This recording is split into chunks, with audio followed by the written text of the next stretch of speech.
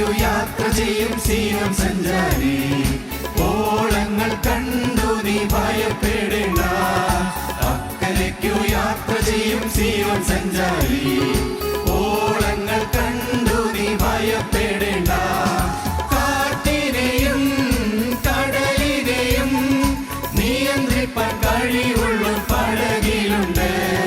കാറ്റിനെയും കടലിനെയും നിയന്ത്രിപ്പാൻ കഴിവുള്ള പടകിലുണ്ട്. അക്കരയ്ക്കു യാത്ര ചെയ്യും സീയോൻ സഞ്ചാരി, ഓളങ്ങൾ കണ്ടു നീ ഭയപ്പെടേണ്ട.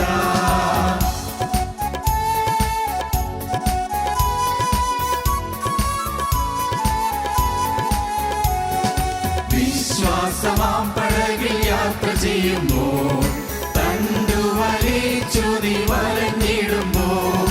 വിശ്വാസമാം പടകിൽ യാത്ര ചെയ്യുമ്പോൾ തണ്ടു വലിച്ചു നീ വലഞ്ഞിടുമ്പോൾ. ഭയപ്പെടേണ്ട, കർത്തൻ കൂടെയുണ്ട്, അടുപ്പിക്കും സ്വർഗീയ തുറമുഖത്ത്. ഭയപ്പെടേണ്ട, കർത്തൻ കൂടെയുണ്ട്, അടുപ്പിക്കും സ്വർഗീയ തുറമുഖത്ത്. അക്കരയ്ക്കു യാത്ര ചെയ്യും സീയോൻ സഞ്ചാരി, ഓളങ്ങൾ കണ്ടു നീ ഭയപ്പെടേണ്ട.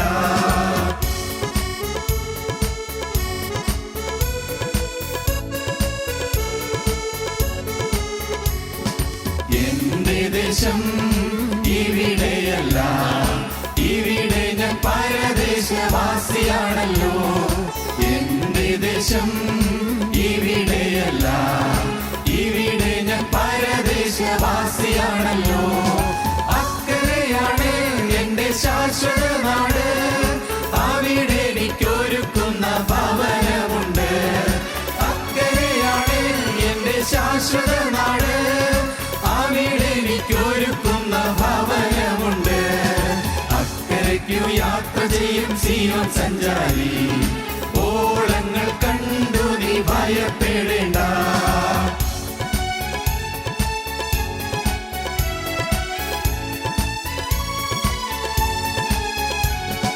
കുഞ്ഞാടതിൻ വിളക്കാണ്, ഇരുളൊരു ലേശവും അവിടെയില്ല. കുഞ്ഞാടതിൻ വിളക്കാണ്, ഇരുളൊരു ലേശവും അവിടെയില്ല. തരുമെനിക്ക് കിരീടമൊന്ന്, ധരിപ്പിക്കും അവനെന്നെ ഉത്സവവസ്ത്രം. തരുമെനിക്ക് കിരീടമൊന്ന്, ധരിപ്പിക്കും അവനെന്നെ ഉത്സവവസ്ത്രം. അക്കരയ്ക്കു യാത്ര ചെയ്യും സീയോൻ സഞ്ചാരി, ഓളങ്ങൾ കണ്ടു നീ ഭയപ്പെടേണ്ട. അക്കരയ്ക്കു യാത്ര ചെയ്യും സീയോൻ സഞ്ചാരി, ഓളങ്ങൾ കണ്ടു നീ ഭയപ്പെടേണ്ട.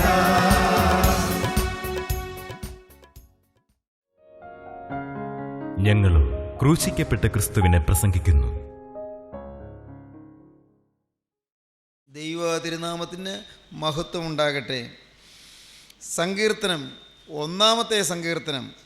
ദുഷ്ടന്മാരുടെ ആലോചന പ്രകാരം നടക്കാതെയും പാപികളുടെ വഴിയിൽ നിൽക്കാതെയും പരിഹാസികളുടെ ഇരിപ്പിടത്തിൽ ഇരിക്കാതെയും യഹോവയുടെ ന്യായപ്രമാണത്തിൽ സന്തോഷിച്ച് അവൻ്റെ ന്യായപ്രമാണത്തെ രാപ്പകൽ ധ്യാനിക്കുന്നവൻ ഭാഗ്യവാൻ. അവൻ ആറ്റരികത്ത് നട്ടിരിക്കുന്നതും തക്കകാലത്ത് ഫലം കായ്ക്കുന്നതും ഇലവാടാത്തതുമായ വൃക്ഷം പോലെ ഇരിക്കും. അവൻ ചെയ്യുന്നതൊക്കെയും സാധിക്കും. ദുഷ്ടന്മാർ അങ്ങനെയല്ല, അവർ കാറ്റ് പാറ്റുന്ന പതിർ പോലെയത്രേ. ആകയാൽ ദുഷ്ടന്മാർ ന്യായവിസ്താരത്തിലും പാപികൾ നീതിമാന്മാരുടെ സഭയിലും നിവർന്നു നിൽക്കയില്ല. യഹോവ നീതിമാന്മാരുടെ വഴി അറിയുന്നു, ദുഷ്ടന്മാരുടെ വഴിയോ നാശകരമാകുന്നു. മരണാനന്തരാവസ്ഥയെക്കുറിച്ച് നാം ചിന്തിച്ച് ധ്യാനിച്ച് പഠിച്ചു വരികയാണ്. മനുഷ്യൻ മരിച്ചതിന് ശേഷം വീണ്ടും ജീവിക്കുമോ? മനുഷ്യൻ ഉയർത്തെഴുന്നേൽക്കുമോ? ഇനിയും ഈ ഭൂമിയിലേക്ക് തിരികെ വരുമോ? അവനിനിയും കാണാൻ സാധിക്കുമോ? മൃതന്മാർ എഴുന്നേറ്റ് അതിനെ സ്തുതിക്കുമോ? കഴിഞ്ഞ പ്രാവശ്യം നാം അതാണ് ചിന്തിച്ചു തുടങ്ങിയത്. മൃതന്മാർ എഴുന്നേറ്റ് നിന്നെ സ്തുതിക്കുമോ? സങ്കീർത്തനം 1:5 പറയുന്നു, ദുഷ്ടന്മാർ ന്യായവിസ്താരത്തിലും പാപികൾ നീതിമാന്മാരുടെ സഭയിലും നിവർന്നു നിൽക്കുകയില്ല. ദുഷ്ടന്മാർ ന്യായവിസ്താരത്തിലും പാപികൾ നീതിമാന്മാരുടെ സഭയിലും നിവർന്നു നിൽക്കുകയില്ല. നീതിമാന്മാരുടെ സഭയിൽ, നീതിമാന്മാർ ഉയർത്തെഴുന്നേൽക്കുന്ന സമൂഹത്തിൽ, പരിശുദ്ധന്മാർ ഉയർത്തെഴുന്നേറ്റ് നിൽക്കുന്ന സമൂഹത്തിൽ പാപികൾ നിൽക്കുകയില്ല. വിശുദ്ധന്മാർ ഉയർത്തെഴുന്നേൽക്കുന്ന നിരയിൽ പാപികൾ നിൽക്കുകയില്ല. പാപികൾ അപ്പോൾ ഉയർത്തെഴുന്നേൽക്കുകയില്ല. അതിനെക്കുറിച്ച് ഇതിനു മുൻപ് ചില അവസരങ്ങളിലായി നാം ചിന്തിച്ചിട്ടുണ്ട്. ഒന്നാമത്തെ പുനരുത്ഥാനമെന്നും രണ്ടാമത്തെ പുനരുത്ഥാനമെന്നും. ദുഷ്ടന്മാർ നീതിമാന്മാർ ഉയർത്തെഴുന്നേൽക്കുന്ന സമൂഹത്തിൽ നിൽക്കുകയില്ല. ദുഷ്ടന്മാർ നീതിമാന്മാർ വസിക്കുന്നിടത്ത് ഒരുമിച്ച് വസിക്കുകയില്ല. ഭൂമിയിൽ ദുഷ്ടനെന്നോ നീതിമാനെന്നോ ഭേദമില്ലാതെ എല്ലാവരും ഇടകലർന്ന് ജീവിക്കുകയാണ്. കഴിഞ്ഞ പ്രാവശ്യം പറഞ്ഞതുപോലെ നെല്ലും കളയും ഒരുമിച്ച് വളരുകയാണ്. നെല്ലും പതിരും ഒരുമിച്ച് കൂട്ടിയിട്ടിരിക്കുകയാണ്. എല്ലാം ഇടകലർന്നിരിക്കുകയാണ്. എന്നാൽ രണ്ടും രണ്ടായി തിരിയുന്ന ഒരു സമയം വരും. നെല്ലും കളയും രണ്ടായി തിരിയുന്ന ഒരു സമയം വരും. കൊയ്ത്തുകാലം വരും. അന്ന് കള കെട്ടുകെട്ടായി കെട്ടി തീയിലിട്ട് ചുട്ടുകളയും. എന്നാൽ നല്ല ഗോതമ്പ് അല്ല, നല്ല നെല്ല്, അത് മാത്രം കൊയ്തെടുത്ത് കളപ്പുരയിൽ കൂട്ടിവെക്കും, മെതിച്ച് കളപ്പുരയിൽ സംഭരിക്കും. ഓർക്കുക, നീതിമാന്മാരും ദുഷ്ടന്മാരും രണ്ട് ഭാഗമായി, രണ്ട് ചേരിയായി, രണ്ട് വിഭാഗമായി തിരിയുന്ന ഒരു സമയം വരുമെന്ന്. ദുഷ്ടനെന്ന് തിരുവചനത്തിൽ പറയുന്നത് ദുഷ്ടത പ്രവർത്തിക്കുന്നവൻ എന്നുള്ള അർത്ഥത്തിൽ മാത്രമല്ല, കുറേ കൂടി വിശാലമായ അർത്ഥത്തിലാണ്. എബ്രായ ലേഖനം 3-ാം വായിക്കുമ്പോൾ കാണാം, നിങ്ങളിൽ ആർക്കും അവിശ്വാസമുള്ള ദുഷ്ടഹൃദയം ഉണ്ടാകാതിരിക്കാൻ നോക്കുവീൻ. ദുഷ്ടഹൃദയം എന്ന് പറയുന്നത് അവിശ്വാസമുള്ള ഹൃദയമാണ്, ദൈവഭയമില്ലാത്ത ഹൃദയമാണ്, ദൈവവിശ്വാസമില്ലാത്ത ഹൃദയമാണ്, ദൈവബോധമില്ലാത്ത ഹൃദയമാണ് ദുഷ്ടഹൃദയം. നിങ്ങളെല്ലാവർക്കും അവിശ്വാസമുള്ള ദുഷ്ടഹൃദയം ഉണ്ടാകാതിരിക്കാൻ നോക്കുവിനെന്ന് അപ്പോസ്തലൻ വളരെ ഗൗരവമായി കൽപ്പിക്കുന്നുണ്ട്. പ്രിയപ്പെട്ടവരെ, നമ്മുടെ ജീവിതത്തിൽ അവിശ്വാസത്തിന് ഇടം കൊടുത്താൽ ദുഷ്ടത കയറി വരികയാണ്. ദൈവഭയമില്ലാതെ വന്നാൽ ദുഷ്ടനായി തീരുകയാണ്. എന്തുകൊണ്ടാണ് കൊലപാതകങ്ങൾ നടക്കുന്നത്? ദൈവഭയമില്ലാത്തതുകൊണ്ട്. എന്തുകൊണ്ടാണ് ക്രൂര പ്രവൃത്തികൾ നടക്കുന്നത്? ദൈവഭയമില്ലാത്തതുകൊണ്ടാണ്, ദൈവവിശ്വാസമില്ലാത്തതുകൊണ്ടാണ്. ദൈവവിശ്വാസം ഉണ്ട് എന്ന് പുറമേ കാണിക്കും, അതെല്ലാം കാപട്യമുള്ള ഭക്തിയാണ്, ഭക്തിയുടെ വേഷമാണ്, ഭക്തിയുടെ അഭിനയമാണ്. കപടഭക്തി, വേഷഭക്തി. പുറമേ നല്ലവനായി കാണിക്കും, അകമോ സകല തിന്മയും സകല ദുഷ്ടതയും നിറഞ്ഞിരിക്കും. കാരണം ജീവിതത്തിൽ ദൈവബോധമില്ല, ഹൃദയത്തിൽ ദൈവവിശ്വാസമില്ല, ഹൃദയത്തിൽ ദൈവഭയമില്ല. ദൈവവിശ്വാസമില്ലെങ്കിൽ ദുഷ്ടത ഹൃദയത്തിലേക്ക് എരച്ചു കയറും. ദൈവത്തെ ഭയമുള്ളപ്പോഴാണ് തിന്മ ചെയ്യാൻ നാം പേടിക്കുന്നത്. ഒരു ദൈവമുണ്ട്, ദൈവം എന്നെ കാണുന്നു, ഒരു ദിവസം ഞാൻ ഈ ദൈവസന്നിധിയിൽ ചെന്ന് മുട്ടുമടക്കേണ്ടി വരും, ഒരു ന്യായവിസ്താര ദിവസമുണ്ട് എന്നെല്ലാം നാം അറിയുന്നുവെങ്കിൽ പോരാ, വിശ്വസിക്കുന്നുവെങ്കിൽ തീർച്ചയായും നാം വളരെ ഗൗരവമായും വളരെ വിറയലോടുകൂടെയും നമ്മുടെ സമയങ്ങളെ നാം വേർതിരിക്കും, നമ്മുടെ സമയങ്ങളെ നാം ചെലവഴിക്കും. 4-ാം സങ്കീർത്തനത്തിൽ സങ്കീർത്തനക്കാരൻ പറയുന്നുണ്ട്, stand no and sin not. നിങ്ങൾ ഭയത്തോടും വിറയലോടും കൂടി നിൽപ്പീൻ, പാപം ചെയ്യരുത്. പാപം ചെയ്യാതിരിക്കാൻ സാധിക്കണമെങ്കിൽ ദൈവഭയം വരണം. എന്തുകൊണ്ടാണ് അക്രമങ്ങൾ നടക്കുന്നത്? എന്തുകൊണ്ടാണ് അഴിമതികൾ നടക്കുന്നത്? എന്തുകൊണ്ടാണ് കൈക്കൂലി വാങ്ങുന്നത്? എന്തുകൊണ്ടാണ് പരപീഡനം നടക്കുന്നത്? എന്തുകൊണ്ടാണ് സ്ത്രീപീഡനങ്ങൾ നടക്കുന്നത്? എന്തുകൊണ്ടാണ് ബലാത്സംഗങ്ങൾ നടക്കുന്നത്? എന്തുകൊണ്ടാണ് മോഷണങ്ങൾ നടക്കുന്നത്? ഇങ്ങനെയുള്ള അക്രമ പ്രവൃത്തികളുടെ എല്ലാറ്റിൻ്റെയും പിന്നിൽ ദൈവഭയമില്ല എന്നുള്ളതാണ് കാരണം. ദുഷ്ടത. വേദപുസ്തകം പറയുന്നു മനുഷ്യൻ നീതിമാനായി തീരേണ്ടതാണ്. തിരുവചനം പറയുന്നു, ദൈവത്തിൻ്റെ ആലോചന പറയുന്നു മനുഷ്യൻ നീതിമാനായി ജീവിക്കേണ്ടതാണ്. എങ്ങനെയാണ് നീതിമാനായി ജീവിക്കുക? അവൻ്റെ പ്രവൃത്തിയിൽ കൂടി ഇത് കാണാൻ സാധിക്കും. അവൻ്റെ നടപ്പ്, അവൻ്റെ ഇരിപ്പ്, അവൻ്റെ കിടപ്പ്. പ്രിയപ്പെട്ടവരെ, നാം നോക്കുന്നു, ദുഷ്ടന്മാരുടെ ആലോചന പ്രകാരം നടക്കാതെയും പാപികളുടെ വഴിയിൽ നിൽക്കാതെയും പരിഹാസികളുടെ ഇരിപ്പിടത്തിൽ ഇരിക്കാതെയും. നടപ്പ് ദുഷ്ടന്മാരുടെ ആലോചന പ്രകാരം നടക്കുകയില്ല, അവിശ്വാസികളുടെ ആലോചന പ്രകാരം നടക്കുകയില്ല, അവിശ്വാസികളുടെ ആലോചനയ്ക്ക് ചെവി കൊടുക്കുകയില്ല. ദുഷ്ടന്മാരുടെ ആലോചന പ്രകാരം നടക്കാതെ, പാപികളുടെ വഴിയിൽ നിൽക്കാതെ, പരിഹാസികളുടെ ഇരിപ്പിടത്തിൽ ഇരിക്കാതെ. നടപ്പ്, നിൽപ്പ്, ഇരിപ്പ്. നടക്കുന്നതെങ്ങനെ? ദുഷ്ടന്മാരുടെ ആലോചന പ്രകാരം നടക്കുന്നില്ല. നിൽക്കുന്നതെങ്ങനെ? പാപികളുടെ വഴിയിൽ നിൽക്കുന്നില്ല. പിന്നെ എന്താണ്?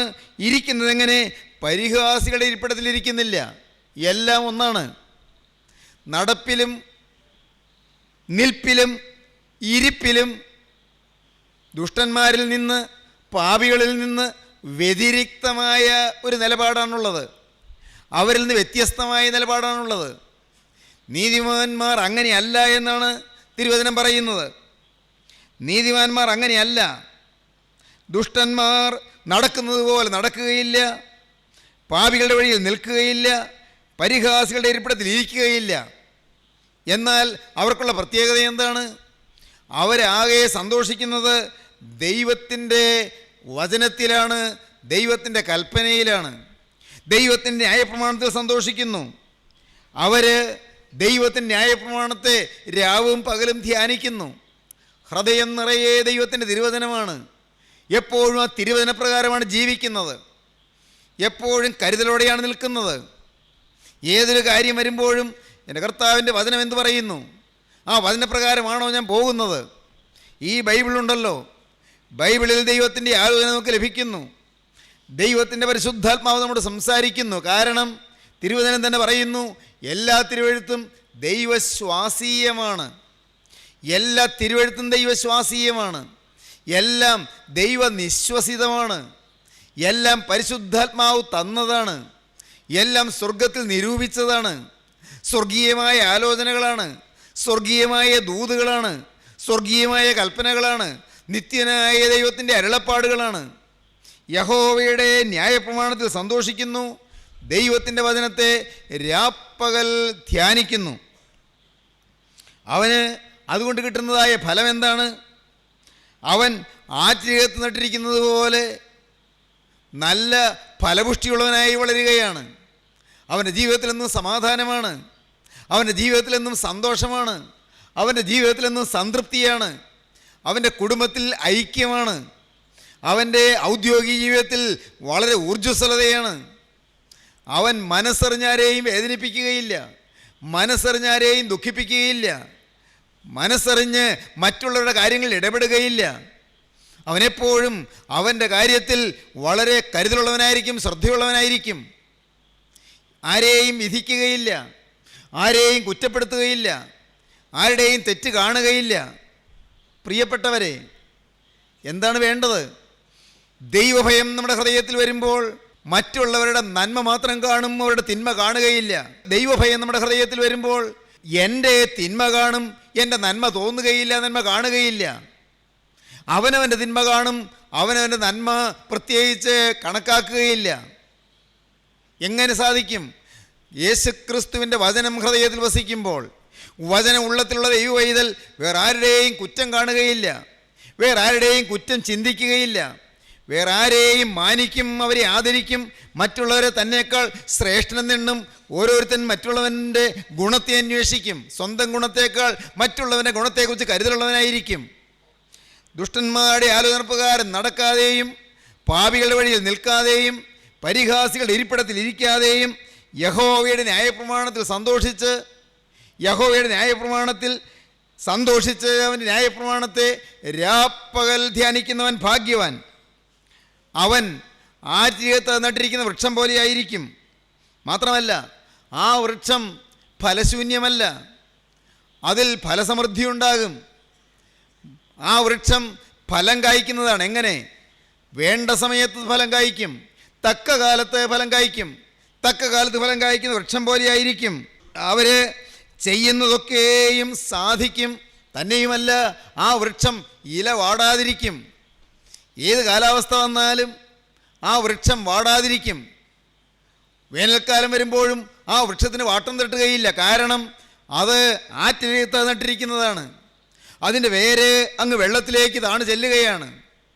ആവശ്യമുള്ള വെള്ളം അത് ആറ്റിൽ നിന്ന് ലഭിക്കുകയാണ്.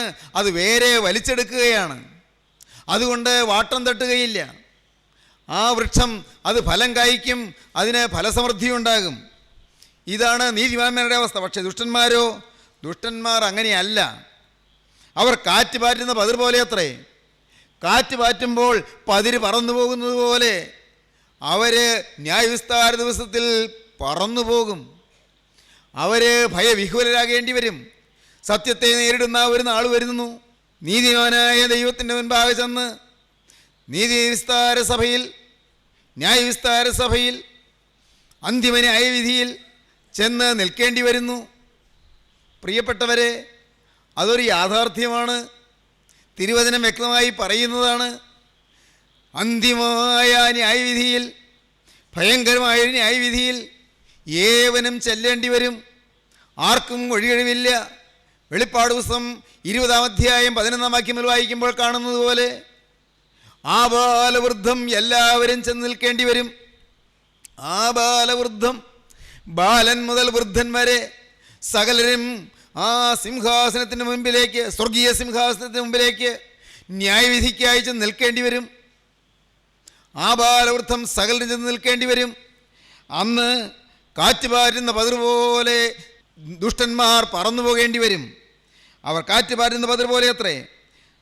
ആകയാൽ ദുഷ്ടന്മാർ ന്യായവിസ്താരത്തിലും പാപികൾ നീതിമാന്മാരുടെ സഭയിലും നിവർന്നു നിൽക്കുകയില്ല. അവർക്ക് സന്തോഷത്തോടെ തലയെടുപ്പോടെ നിൽപ്പാൻ പറ്റുകയില്ല.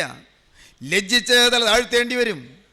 ഇന്ന് നല്ല അഹങ്കാരത്തോടെ നടക്കുന്നവരുണ്ട്, നല്ല ഹുങ്കോടെ സംസാരിക്കുന്നവരുണ്ട്, എല്ലാവരെയും അടിച്ചമർത്തി വാഴുന്നവരുണ്ട്, ആർക്കും വഴങ്ങാത്ത പ്രകൃതമുള്ളവരുണ്ട്, മാതാപിതാക്കളോട് ധിക്കാരമായി പെരുമാറുന്നവരും സംസാരിക്കുന്നവരുമുണ്ട്, കുടുംബം കലക്കുന്നവരുണ്ട്, നാട് മുടിക്കുന്നവരുണ്ട്, അനേകർക്ക് പേടി സ്വപ്നമായി കഴിയുന്നവരുണ്ട്. പാവപ്പെട്ട പെൺകുട്ടികൾക്ക് സ്വതന്ത്രമായി നടക്കാൻ പാടില്ലാത്തതുപോലെ പലതരത്തിലുള്ളതായ പീഡകൾ ഉണ്ടാക്കിക്കൊണ്ടിരിക്കുന്നവരുണ്ട്. ഇന്ന് ഞാൻ ഇതിനു മുമ്പ് ഒരവസരത്തിൽ പറഞ്ഞതുപോലെ റാഗിങ് എന്ന് പറയുന്ന പരപീഡന സമ്പ്രദായം, അത് കൊടികുത്തി വാഴുവാൻ ജീവിതം വിട്ടുകൊടുക്കുന്നവരുണ്ട്. അനേകരെ കഠിനമായി പീഡിപ്പിക്കുന്നവരുണ്ട് റാഗിങ്ങിൻ്റെ പേരിൽ. അനേകം ഹോസ്റ്റലുകളിലും അല്ല ക്ലാസ് മുറികളിൽ പോലും റാഗിങ്ങിൻ്റെ അരങ്ങേറ്റങ്ങൾ എന്തെന്ത് ദുരിതങ്ങളും അപകടങ്ങളുമാണ് വരുത്തി വയ്ക്കുന്നത്. ഭ്രാന്ത് പിടിച്ചതുപോലെ ഇന്ന് അനേകർ തിന്മയിലേക്ക് ഒഴുകിക്കൊണ്ടിരിക്കുകയാണ്. എന്നാൽ ഒരു ദിവസം ന്യായവിസ്താര സഭയിൽ നിൽക്കേണ്ടി വരും. ദുഷ്ടന്മാർ ന്യായവിസ്താരത്തിൽ നിവർന്നു നിൽക്കുകയില്ല. ദുഷ്ടന്മാർ നീതിമാന്മാരുടെ സഭയിൽ നിവർന്നു നിൽക്കുകയില്ല. എൻ്റെ സ്നേഹിതരെ, അടുത്ത വാക്യം എന്ത് പറയുന്നു? എന്ന് യഹോവ നീതിമാന്മാരുടെ വഴി അറിയുന്നു. ദൈവത്തിന് സ്തോത്രം. ദുഷ്ടന്മാരുടെ വഴിയോ നാശകരമാകുന്നു, നീതിമാന്മാരുടെ വഴി ദൈവം അറിയുന്നു. അറിയുക എന്ന ആ വാക്ക് വളരെ അർത്ഥവത്താണ്. മത്തായിയുടെ സുവിശേഷം 7-ാം അധ്യായം കർത്താവിൻ്റെ മലപ്രസംഗം അവസാനിപ്പിക്കുന്ന അധ്യായമാണ്. മത്തായിയുടെ സുവിശേഷം 5, 6, 7 ഈ 3 അധ്യായങ്ങളിലാണ് യേശുക്രിസ്തുവിൻ്റെ മലപ്രസംഗം, ഗിരിപ്രഭാഷണം എന്ന് പറയുന്ന ആദ്യത്തെ പ്രസംഗം നാം കാണുന്നത്. ആ പ്രസംഗം അവസാനിക്കുന്നിടത്ത് അന്തിമ നാളിൽ കർത്താവ് പറയാൻ പോകുന്ന ഒരു വാക്ക് കർത്താവ് അന്ന് മുൻകൂട്ടി പറഞ്ഞു. ആ നാളിൽ അനേകർ വന്ന് ചില അവകാശങ്ങൾ പറയും. എന്താണ് അവകാശം പറയുന്നത്? കർത്താവേ, കർത്താവേ, നിൻ്റെ നാമത്തിൽ ഞങ്ങൾ പ്രവചിച്ചില്ലേ? നിൻ്റെ നാമത്തിൽ ഞങ്ങൾ ഭൂതങ്ങളെ പുറത്താക്കിയില്ലേ? നിൻ്റെ നാമത്തിൽ ഞങ്ങൾ വളരെ വീര്യപ്രവൃത്തികൾ പ്രവർത്തിക്കുകയും ചെയ്തില്ലേ എന്ന് പലരും ആ നാളിൽ എന്നോട് പറയും. അധർമ്മം പ്രവർത്തിക്കുന്നവരെ ഞാൻ ഒരു നാളും നിങ്ങളെ അറിഞ്ഞിട്ടില്ല എന്ന് ഞാൻ അവരോട് തീർത്തു പറയും. അറിഞ്ഞിട്ടില്ല, വെറും ഒരു അറിവല്ല, നിങ്ങളെ അറിഞ്ഞിട്ടില്ല. ഞാൻ നിങ്ങളെ എൻ്റെ സ്വന്തമായി പരിഗണിച്ചിട്ടില്ല. ഞാൻ നിങ്ങളെ ദൈവരാജ്യത്തിന് വേണ്ടി സ്വീകരിച്ചിട്ടില്ല. ഞാൻ നിങ്ങളെ അറിയുന്നില്ല, ഞാൻ ഒരു കാലത്ത് നിങ്ങളെ അറിഞ്ഞിട്ടില്ല എന്ന് ഞാൻ അവരോട് തീർത്തു പറയും. ദൈവത്തിന് സ്തോത്രം. ഓർക്കുക സഹോദരങ്ങളെ, വളരെ ഭയത്തോടെ നാം ചിന്തിക്കേണ്ടതാണ്.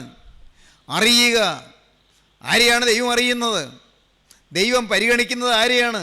ദൈവം സ്വർഗത്തിൻ്റെ അവകാശം നൽകി അനുഗ്രഹിക്കാൻ പോകുന്നത് ആരെയാണ്? നീതിമാന്മാരെ യഹോവ അറിയുന്നു, നീതിമാന്മാരുടെ വഴി യഹോവ അറിയുന്നു. ദൈവത്തിന് സ്തോത്രം. സ്നേഹിതരെ, ഞാൻ നിങ്ങളോട് ചോദിക്കട്ടെ, നിങ്ങളെ ദൈവം എന്നും അറിയത്തക്കവണ്ണം ഒരു നീതിമാനായി നിൽക്കാൻ നിങ്ങൾക്ക് താല്പര്യമുണ്ടോ? വിശുദ്ധന്മാർ ഉയർത്തെഴുന്നേൽക്കുന്ന ആ സ്വർഗീയ സദസ്സിൽ ചേർന്ന് ദൈവത്തെ സ്തുതിക്കാൻ നിങ്ങൾക്ക് താല്പര്യമുണ്ടോ? നീതിമാന്മാർ വിശുദ്ധിയോടെ സ്തുതിക്കുന്ന, ആരാധിക്കുന്ന സ്വർഗീയ സദസ്സ്, അത് സ്തുതിക്കുന്നവരുടെ സഭയാണെന്ന് കഴിഞ്ഞ പ്രാവശ്യം ഞാൻ പറഞ്ഞല്ലോ. അത് ആരാധിക്കുന്നവരുടെ സമൂഹമാണ്. ആ ആരാധിക്കുന്ന സമൂഹത്തിൽ, നീതിമാന്മാർ ആരാധിക്കുന്ന സമൂഹത്തിൽ ദുഷ്ടന്മാർ ആരാധിക്കുകയില്ല, അവർ ദൈവത്തെ സ്തുതിക്കുകയില്ല. മൃതന്മാർ എഴുന്നേറ്റ് നിന്നെ സ്തുതിക്കുമോ? മൃതന്മാർ എഴുന്നേറ്റ് നിന്നെ സ്തുതിക്കുമോ? മൃതന്മാരിൽ വിശുദ്ധന്മാർ മാത്രം എഴുന്നേറ്റ് നിന്നെ സ്തുതിക്കും. എന്നാൽ ദുഷ്ടന്മാർ, ദൈവഭയമില്ലാത്തവർ, തിന്മ ചെയ്യുന്നവർ, തിന്മയുടെ വഴിയിലൂടെ സഞ്ചരിക്കുന്നവർ, തിന്മയ്ക്കും പൈശാചികനും ഇടം കൊടുത്ത് ജീവിക്കുന്നവർ, അവർ സ്തുതിക്കുകയില്ല. അതിനെക്കുറിച്ചാണ് 115 സങ്കീർത്തനത്തിൻ്റെ അവസാന വാക്യം സങ്കീർത്തനക്കാരൻ പറയുന്നത്. മരിച്ചവരും മൗനതയിലിറങ്ങിയവരാരും യഹോവയെ സ്തുതിക്കുന്നില്ല. മരിച്ചവരും മൗനതയിലിറങ്ങിയവരാരും, എന്താ ആരും എന്ന് പറയാൻ കാരണം? ആത്മാവിൽ മരിച്ചവരാരും ദൈവത്തെ സ്തുതിക്കുകയില്ല. ആത്മാവിൽ മരിച്ച അവസ്ഥയിലാണ് കടന്നു പോകുന്നതെങ്കിൽ അക്കരെ ചെന്നിട്ടും ദൈവത്തെ സ്തുതിക്കുകയില്ല.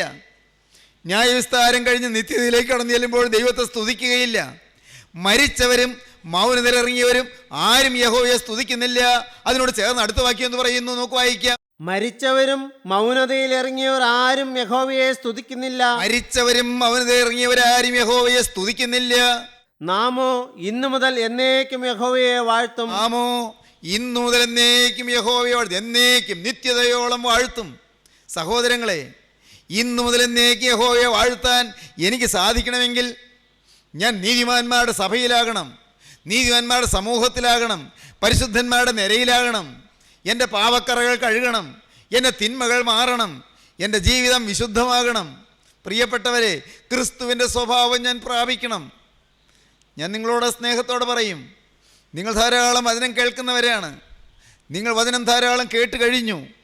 എന്നാൽ ഒന്ന് ചിന്തിക്കൂ, നിങ്ങളുടെ ഹൃദയത്തിൽ ഈ ഒരു വാഞ്ച വരുന്നുണ്ടോ എന്ന്.